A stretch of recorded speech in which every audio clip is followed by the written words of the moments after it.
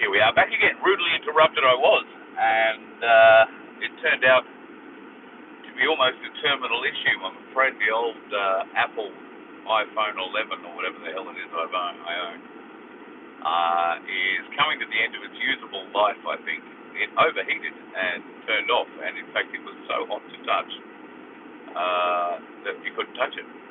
So sat it down in the shade for a while, then put it up over a air conditioning vent, and got it cool enough to come back to life, I think briefly, before it shut down again. So I've had it shut down for however long it's been, and I've had one meeting and I'm off to another, and we'll see if it works.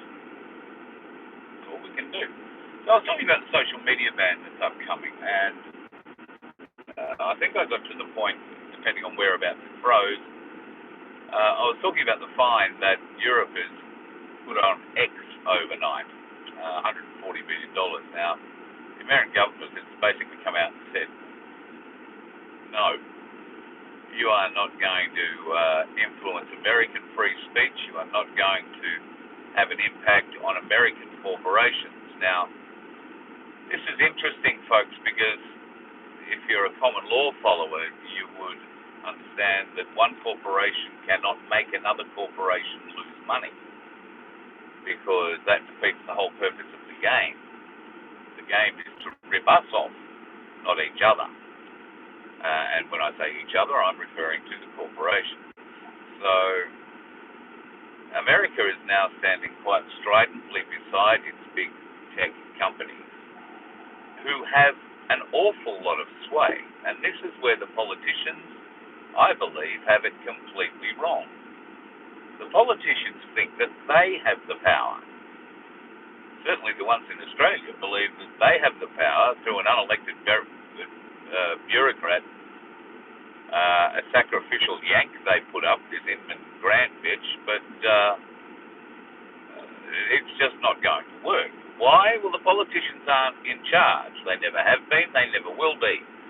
And now the technology is in charge. So on December the 10th, I have no doubt that the Australian government, unless something drastic happens in the next couple of days, will make sure that big tech introduce all these very restrictive identification requirements for those of us to prove you are 16 or over, or not under 16, I think is the way they're putting it. I reckon it'll last a week, because I think the next move will be, America cannot let this gain a foothold for its technology corporations. It cannot allow this to gain a foothold for free speech, and it is blocking free speech on American platforms being seen in Australia. It's also impacting on the bottom line business, all the advertising that goes through all of these different platforms. So it's one corporation trying to send another corporation broke, essentially, and that is against the rules. So what we will see is a complete technology removal of Australia, just about. They will geo-block the country, which will mean that the only things we will be able to see are websites that are hosted inside Australia and any other platform like that. They will not allow access to the outside world. How insular is that going to be?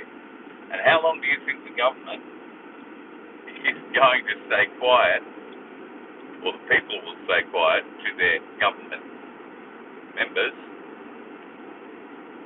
when it's not just social media that's banned, it's everything?